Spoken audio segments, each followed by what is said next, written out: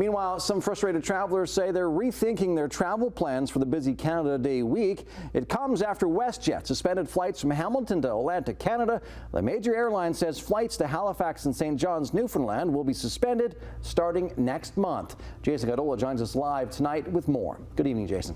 Good evening, Adam. The Calgary-based airline said they had to make a business decision over the lack of success with flights heading out east. However, the ones who did pay their fares for flights out there are in a little bit of a flux to get home. Not that I fly a lot anymore, but if I was going to do a short trip, and even this one, like it's balanced, so do I drive to Halifax or do I fly there? Glenn Howie says his WestJet travel arrangements to Halifax next week were all set, but everything changed abruptly this past weekend when his return flight home to Hamilton was axed. Was thrown into pretty much a mess. And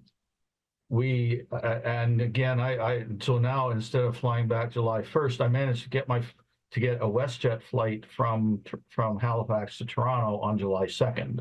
Howie says he is a member of the Paris-Port Dover Pipe Band, and the 20-plus group were scheduled to head to Halifax for a major military festival. He says with the sudden change to his $400 round trip, many will be left in Nova Scotia on Canada Day, scrambling to find accommodation. I'm disappointed. I'm, a little bit ticked off. Yesterday, WestJet said flights to both Halifax and St. John's from Hamilton's International Airport will be suspended and removed from its schedule starting July 1st.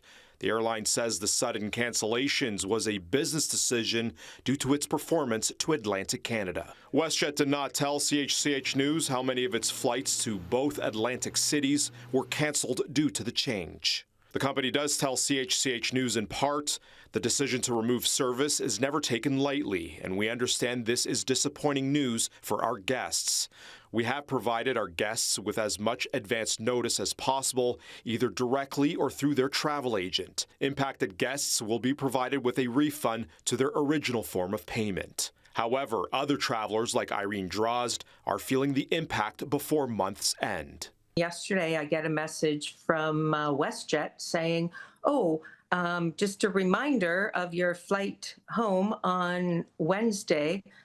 It was 6 hours later than what we had booked. She says she is currently in St. John's with her husband, and their flight home to Hamilton tomorrow was rerouted to Toronto. It's just really, really inconvenient that our car is in Hamilton. We're getting dropped off in Toronto.